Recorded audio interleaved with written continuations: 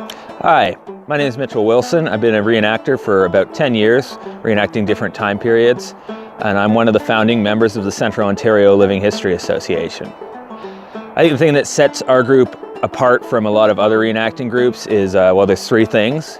We focus on historical accuracy, education, and local connections to history.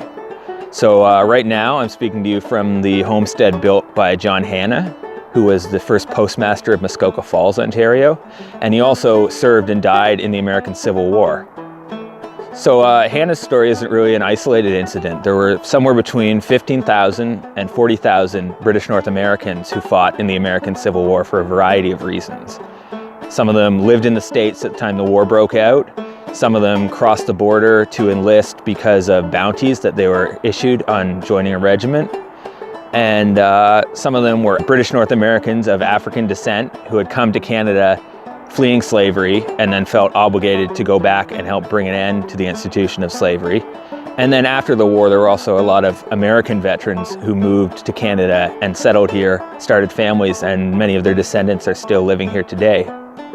When we are doing a Civil War living history, what we do is we find someone who has a local connection to the area where we're doing living history and who also has a connection to the Civil War. So someone who's buried there, someone who lived there at some point in their life, and we sort of try to tell their story to people. We do that by basically living like they would have as close as we can. For the weekend, we eat the food that they ate, we do the drill they would have done, we use the same clothing and equipment, and just try to give people as much an idea as we can of what their life would have been like when they were serving in the United States Army in that era from 1861 to 1865.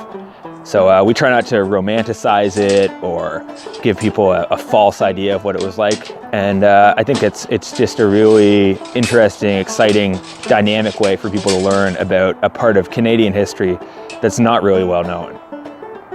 So if you're interested, if you think you'd be interested in having us out to your event or your museum, or if you'd be interested in getting involved with us, what we do, joining up, we'd love to hear from you.